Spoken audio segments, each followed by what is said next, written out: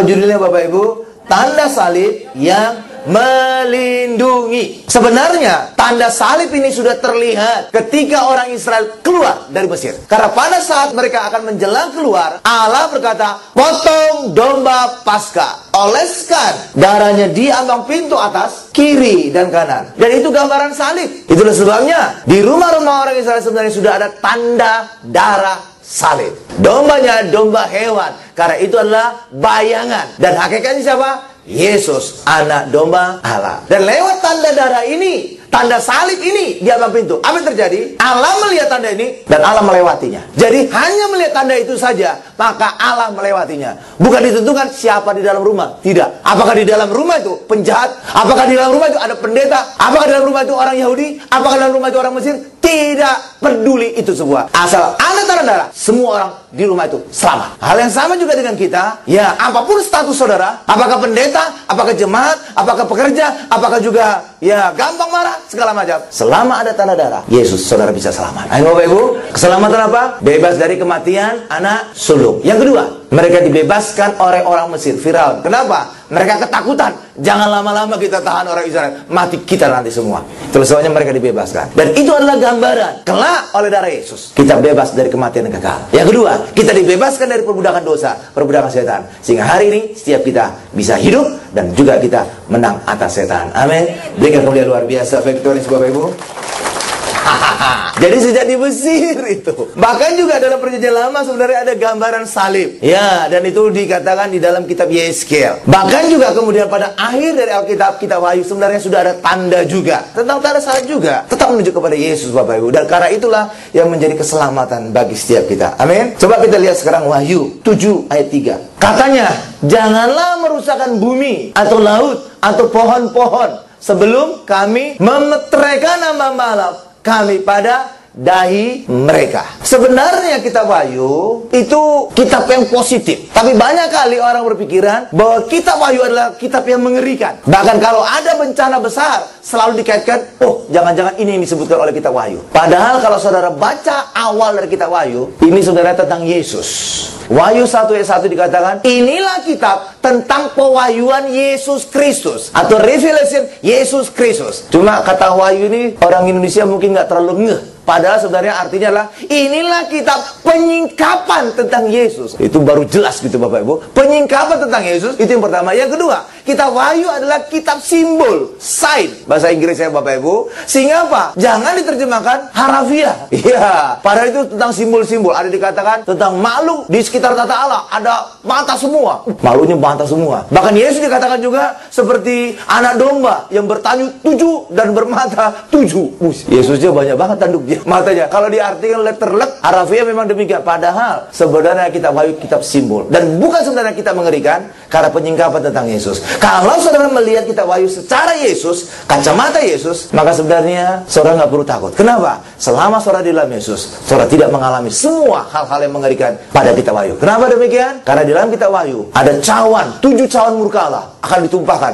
Orang akan mengalami demikian penderitaan. Iya, tapi bagi kita di dalam Yesus, saudara tidak perlu khawatir sebab Yesus telah minum semua cawan murka Allah. Halo Ibu, dan itulah ucapan Yesus di Taman Getsemane. Ya Bapa, kalau boleh lalukanlah cawan ini daripadaku. Cawan apa itu? Cawan murka. Amin Bapak Ibu. Tetapi bukan kehendakku, tapi kehendakmu lah yang terjadi. Artinya apa? Diminum Yesus gak cawannya? Diminum sampai habis. Dan itulah yang dialami Yesus. Cawan murka Allah tertumpah penuh di atas Yesus, di atas kayu salib. Sehingga apa? Dan Yesus berkata, sudah selesai. Itulah sebabnya bagi kita di dalam Yesus, saudara tidak perlu khawatir tentang cawan murka Allah di dalam kitab Wahyu, karena semua cawan itu telah diminum Yesus. Tetapi bagi orang di luar Yesus, itu bagian mereka. Karena itulah hari ini saudara nggak perlu takut kitab Wahyu, karena itu semua tentang penyingkapan apa yang Yesus telah kerjakan bagi kita hari ini. Amin. Berikan dulu kemuliaan luar biasa bagi Tuhan Yesus Bapak Ibu.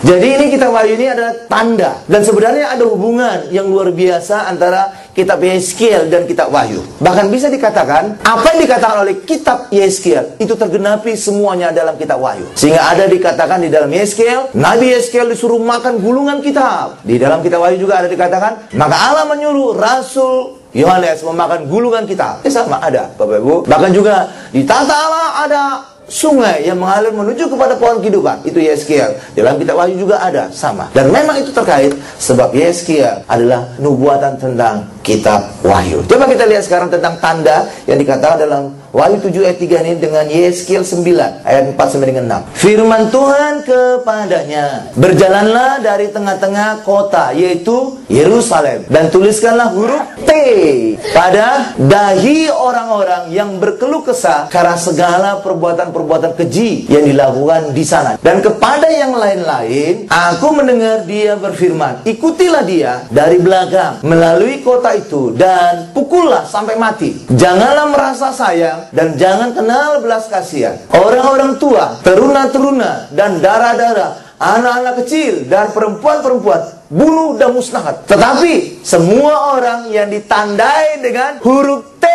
itu jangan disinggung. Dan mulailah dari tempat kudusku. Lalu mereka mulai dengan tua-tua yang berada di hadapan bait suci. Jadi tua-tuanya pertama kali dibantai. Haleluya Bapak Ibu. Haleluya. Ya, sekarang lihat kepada saya jelaskan. Ini sebenarnya nubuatan tentang hancurnya Yerusalem Bapak Ibu. Dan itu terjadi pada tahun berapa? 70. Pada saat itu Jenderal Titus memimpin pasukan Romawi untuk mengepung Yerusalem Bapak Ibu. Selama berapa lama? 3,5 tahun. Membawa penderitaan yang luar biasa bagi orang Yerusalem. Dan saudara tahu, karena pengepungan ini terjadi kelaparan yang luar biasa, sehingga terulang lagi peristiwa yang di Samaria. Dalam perjanjian lama diceritakan bahwa saking laparnya mereka, sampai orang tua giliran makan anak-anak mereka. Sekarang giliran anak kamu dipotong, digoreng, besok giliran anak saya dipotong. Gitu Bapak Ibu, saking kelaparannya. Karena pengepungan orang Romawi itu luar biasa. Iya, selama 3,5 tahun Bapak Ibu. Dan masa 3,5 tahun itu banyak kali disebutkan dalam kitab Wahyu juga. Iya. Dan itu terjadi sebenarnya karena orang Israel tetap menolak Yesus. Padahal Allah sudah memberikan tenggang waktu 40 tahun. Tahun 70 kesabaran Allah sudah habis, tapi sebelumnya dikasih tenggang waktu 40 tahun. Sejak Yesus naik ke surga. Ya, Yesus mulai pelayanan umur berapa Bapak Ibu? Umur 30. Selama berapa lama pelayanannya? 3,5 tahun. Lalu naik ke surga. Berarti apa? Yesus naik ke surga tahun 33,5. Ya kan, gampangannya. Berapa Bapak Ibu? Jadi acuan tahun Masehi adalah kelahiran Yesus. 2013 artinya apa? 2013 tahun sejak kelahiran Yesus. Tahun 0. Berapa Bapak Ibu? Jadi sebenarnya tahun baru itu yang diperingati seluruh dunia, termasuk non sebelah sana Bapak Ibu, tanggal sana, itu sebenarnya memperingati Natal. Kok bisa demikian? Lah iya, tahun baru itu mengacu kepada kelahiran Yesus. Jadi tanpa sadar mereka merayakan Natal juga. Benar Bapak Ibu? Jadi pada saat Yesus pelayanan itu tahun 30, pada usia 30 tahun setelah dibaptis. Benar? Ditambah lagi 3,5 tahun pelayanan Yesus, berarti Yesus naik ke surga tahun 33. Atau ya lewat 33,5. Ya. Jadi dari tahun 33,5 sampai tahun 70 ada kira-kira waktu berapa? 40 tahun. Kira-kira. Ya, 37 atau ya dilempengin aja lah 40 tahun. 40 tahun. 40 tahun. Sebenarnya ini gambaran tentang ketika orang Israel juga berjalan keliling-keliling di padang gurun selama 40 tahun. Amin Bapak Ibu. Semua orang-orang yang tidak percaya habis di padang gurun selama 40 tahun itu. Jadi pada saat mereka nanti masuk tanah Kanaan, sudah orang yang bersih gitu Bapak Ibu. Orang-orang yang tidak percaya itu sudah mati semua. Oh ya, berserakan di padang gurun. Benar Bapak Ibu? Jadi inilah masa penampian. Inilah masa sehingga mereka nanti masuk tanah Kanaan sudah orang percaya semua. Hal yang sama juga sebenarnya terjadi setelah kenaikan Yesus. Selama 40 tahun Allah masih bersabar menampi setiap orang Yahudi yang kemudian bisa percaya, menampi, termasuk juga Paulus Bapak Ibu. Semula dia bukan orang percaya itu, pembunuh itu kan. Ya Bapak Ibu. Dan lewat penampian inilah ada beberapa orang Yahudi, ada ahli Taurat, ada Farisi yang kemudian terima Yesus. Tetapi waktu Allah selesai tahun 70, disinilah Allah mengizinkan tentara Romawi membumi hanguskan Yerusalem, membumi hanguskan bait Allah. Sehingga apa? Bait Allah tidak ada batu bertumpang atas batu yang lain. Amin. Tahun 70 itu terjadi. Kenapa bisa hancur demikian Pak bait Allahnya? Karena pada saat itu ya sudah dikepung Bapak Ibu, terjadi perlawanan dari ahli-ahli Taurat tuh, dekatnya tuh Bapak Ibu, termasuk juga imam-imam. Mereka mempertahankan bait Allah. Orang Romawi demikian kesal, akhirnya dibakar dan hancur semua, rata semua Bapak Ibu. Tetapi kemudian hari mereka sadar, oh ternyata di bait Allah itu banyak emasnya. Iya, banyak emasnya. Dan emas itu lewat api tadi meleleh ke bawah, ke celah-celah batu, masuk ke celah-celah tanah. Dan sadar kan itu, mereka kembali lagi ke bait Allah. Untuk apa? Ngambil emas tadi. Itulah sebabnya, karena emasnya sudah meleleh, masuk ke tanah, dikorek-korek. Setiap batu dikorek, sehingga tidak ada lagi batu bertumpang atas batu yang lain. Dan itulah tergenapi ucapan Tuhan Yesus. Tidak ada batu bertumpang atas batu yang lain. Kenapa? Semua dikorek batunya tadi untuk ngejar emas. Dan itu terjadi penghancuran bagi mereka yang tidak percaya kepada Yesus. Dan ini sudah disebutkan dalam Yeskiel, termasuk juga dalam Wahyu. Tapi bagi kita hari ini, kita yang percaya kepada Yesus, kita diselamatkan. Karena Yesus adalah gunung batu kita, Yesus adalah perlindungan kita. Apapun yang terjadi, kita terbangkari segera. Berikan kemuliaan luar biasa bagi Tuhan Yesus.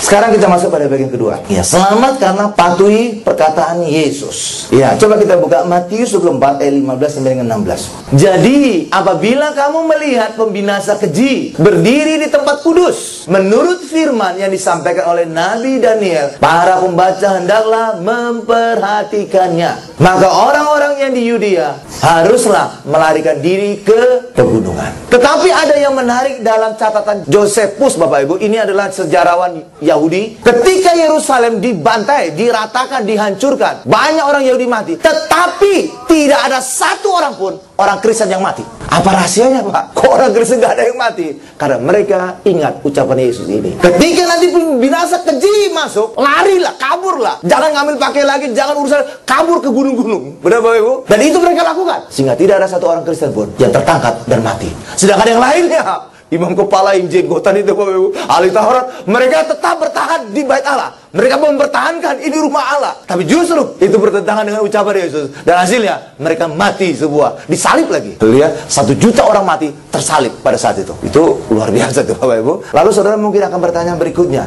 Pak, kenapa Allah tidak melindungi rumahnya, baitnya, Pak? Apa susahnya Allah melindungi baitnya? Karena bait Allah sebenarnya telah datang. Siapa namanya? Yesus. Itulah sebabnya bait Allah buatan tangan manusia ini tidak berlaku lagi. Karena hari ini orang bukan datang ke bait Allah buatan tangan manusia, tapi orang datang kepada Yesus Kristus. Ayo Bapak Ibu, karena itulah diizinkan dihancurkan. Yang kedua, Bapak Ibu, bait Allah sebenarnya berfungsi untuk memberikan korban kepada Allah. Korban penebusan dosa, korban segala macam. Hari ini kita tidak lagi beri korban. Kenapa? Hari ini kita menerima korban yang Allah telah sediakan. Namanya Tuhan Yesus. Dan hari ini kita terima saat perjamuan kudus. Pada zaman dulu orang datang untuk beroleh pengampunan, menjumpai imam di bait Allah. Hari ini kita punya imam yang lebih dahsyat lagi. Namanya Yesus Kristus. Jadi dalam Yesus ada 3 fungsi. Sebagai bait Allah, sebagai korban, sebagai imamnya. Dan kita datang kepada Yesus. Penyelesaian yang luar biasa jauh kita alami. Amin. Berikan kemuliaan luar biasa bagi Tuhan Yesus, Bapak Ibu.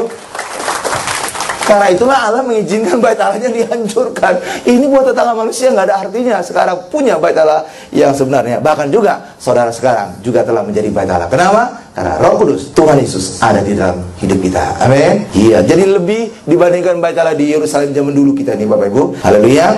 Nah, Yeskiel juga punya visi tentang peristiwa mengerikan ini, Bapak Ibu. Bahkan Allah juga berkata, sebelum tentara membunuh penduduk Yerusalem, Allah melihat seorang pria dengan pakaian lenan dengan tanduk tinta di pinggangnya, di sisinya. Ya, zaman dulu semuanya tempatnya itu tanduk. Ya, bahkan juga minyak urapan ada di tanduk. Tinta juga ada di tanduk, Bapak Ibu, pada masa Yeskiel untuk nanda-nandain orang. Amin, Bapak Ibu. Dan tanduk ini juga berbicara tentang korban. Karena tanduk ini hanya bisa didapatkan kalau dombanya sudah mati. Jadi sini ada ciri korban. Ya, jadi zaman dulu itu bisa nulisnya pakai tinta di sini. Jadi di bawah praktis juga zaman dulu ya. Ada tinta. Ada di tanduk, Bapak Ibu. Ya, jadi untuk nulis itu bisa pakai dari tinta yang ada. Ya, kalau zaman sekarang makin berkurang orang pakai tinta. Sekarang orang pakai elektronik, SMS, ya. SMS, email, bahkan juga jejaring sosial. Cuma kadang-kadang bisa ngaco, Bapak Ibu.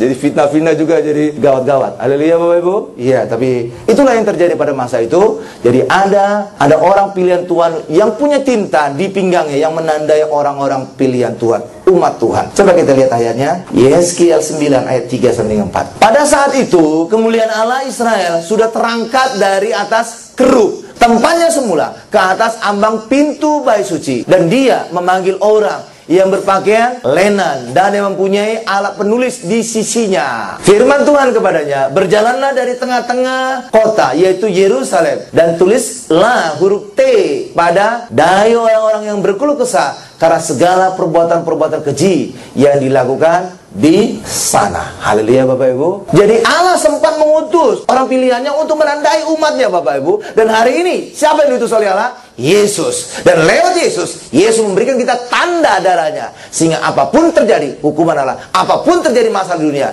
saudara percaya Yesus, ada tanda ini memberikan jaminan kita bebas dari mara bahaya, kita bebas dari penderitaan, dan hidup kita terpelihara sempurna. Amin. Berikan kemuliaan luar biasa bagi Tuhan Yesus. Sekarang kita masuk pada bagian ketiga Bapak Ibu. Penghancuran dimulai dari tua-tua di bait Allah. Jadi tua-tua itu penghancuran dimulai. Kenapa? Semakin tua orang hidup dalam Taurat itu semakin banyak dosa aja Bapak Ibu. Karena di dalam hukum Taurat selalu diingatkan tentang dosa. Itulah sebabnya kalau saudara ingat kisah tentang seorang wanita yang tertangkap basah berzina, ya, ditaruh di depan Yesus. Lalu Yesus berkata, barang siapa tidak berdosa, dialah pertama kali melempar wanita ini dengan batu. Saudara tahu, semua orang pergi. Benar Bapak Ibu? Tapi kalau saudara teliti membacanya, semua orang pergi dimulai dari yang paling tua. Karena semakin tua orang di dalam Taurat, semakin banyak dosanya. Kenapa? Karena di dalam Taurat selalu diingatkan tentang dosa. Semakin tua dia, terus diingatkan tentang dosa. Jadi makin numpuk pikiran dosa dalam pikirannya. Karena itulah pembinasaan ini dimulai dari yang paling tua, ya, dan dari yang paling banyak dosanya. Yeskiel 9 ayat 6-7. Coba kita lihat. Orang-orang tua, teruna-teruna dan darah-darah, anak-anak kecil dan perempuan-perempuan, bunuh dan musnahkan. Tetapi semua orang yang ditandai dengan huruf T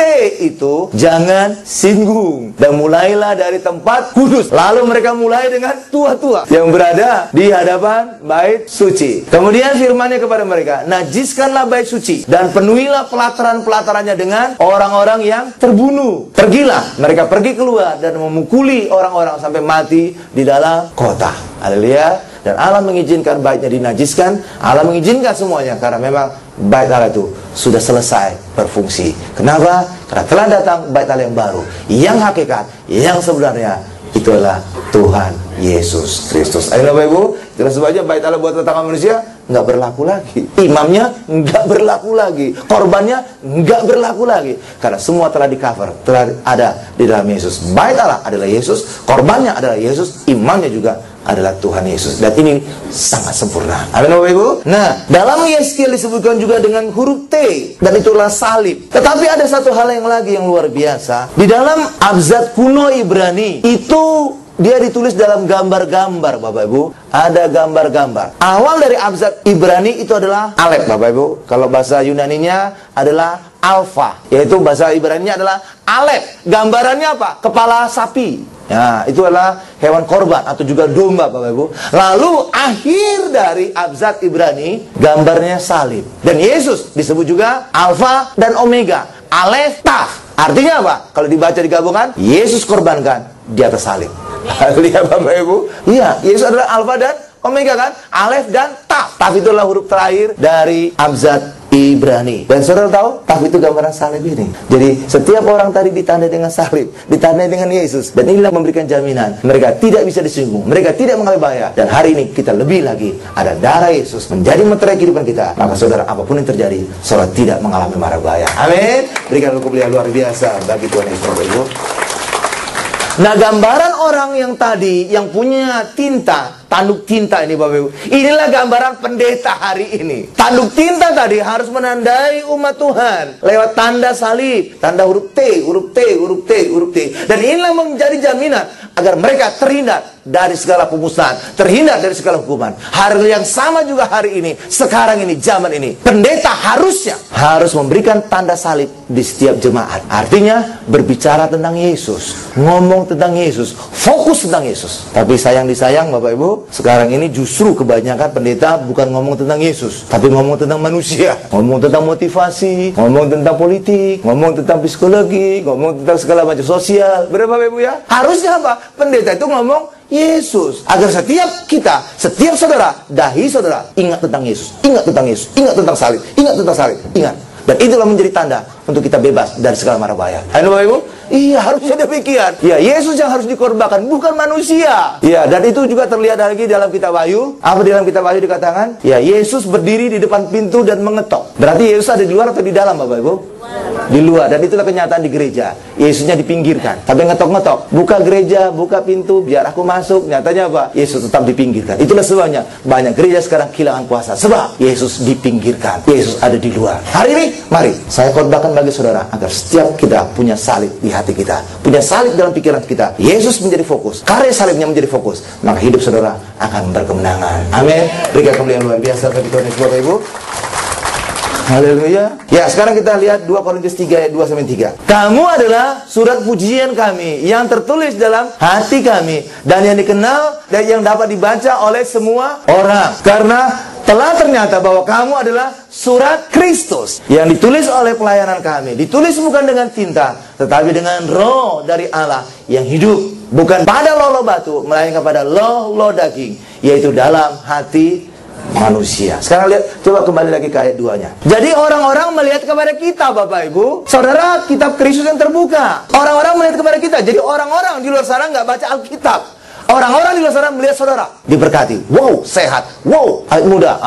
Mereka melihat saudara. Saudara adalah kitab Kristus yang terbuka. Dan ketika mereka melihat saudara, disitulah mereka bisa percaya menerima Yesus. Ayo Bapak Ibu. Karena apa mereka melihat? Mereka nggak baca Alkitab. Enggak. Mereka membaca saudara. Saudara adalah surat Kristus yang terbuka. Tuh, semua orang dibaca. Yang dapat dibaca oleh semua orang. Jadi mereka nggak baca Alkitab. Mereka membaca saudara. Dilihat saudara diberkati. Dilihat saudara sehat. Dilihat saudara sukses. Dilihat saudara ada damai sejahtera. Dilihat saudara penuh kasih. Oh, ternyata Kristus adalah semua itu. Lihat Bapak Ibu. Karena itulah hari ini, mari saudara sungguh-sungguh adalah surat Kristus terbuka. Hari ini saudara berjalan kemanapun, itu menjadi kesaksian sehingga setiap orang juga datang kepada Kristus. Amin. Berikan kemuliaan paling dahsyat luar biasa bagi Tuhan Yesus. Kita tundukkan kepala kita.